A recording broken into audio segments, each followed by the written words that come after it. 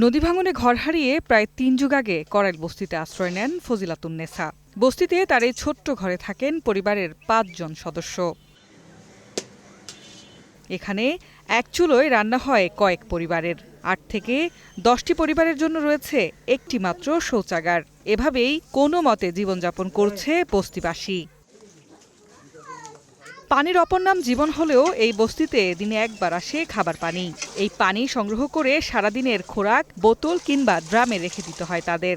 এছাড়াও গ্যাস বিদ্যুতের সমস্যার কথা জানালেন করিম মিয়া। একবেলা পানি পাই, সারাদিন অপেক্ষা করি পানি আসবে, গোসল করব, ভাত পানি নিয়ে খাবো, রান্না করব।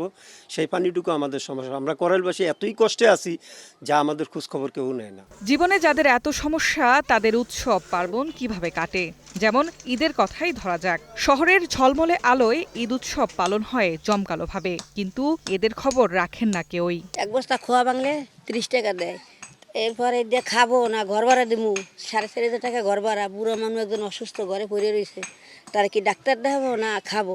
নদীতে বাঁচতে পানিতে বাঁচতে আমরা এখন কোনো সহযোগিতা পাই না, যেমন আমরা উঠতে একটু ধরে ধারামু।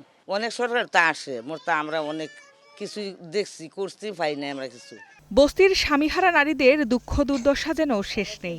খাদ্য বস্ত্রের চাহিদা মেটাতে অন্যের বাসায় কাজ করে খেলেও বস্তিতে নেই নিরাপত্তা। আমরা যে থাকি, আমরা নারী, মেয়ে মানুষ, মায়ের জাত, আমাদের নিরাপত্তা নাই। আমাদের জানের জীবনের নিরাপত্তা নাই। আমাদেরকে ধর্ষণ, নির্যাতন, খুন খারাপি এগুলি কিন্তু করা হয়। গবেষণা বলছে ঢাকায় বস্তিবাসীর 40% জলবায়ু বাস্তুচ্যুত। নদী ভাঙন, প্রাকৃতিক দুর্যোগ, কাজের অভাব সহ নানা কারণে এসব মানুষ গ্রাম থেকে বস্তিতে আশ্রয় নেন। জাতিসংঘের জনসংখ্যা তহবিলের তথ্য অনুযায়ী প্রতিদিন গড়ে ১৫০০ মানুষ গ্রাম ছেড়ে ঢাকায় আসছেন, যার একটি বড় অংশ আশ্রয় নেন এই বস্তিতে।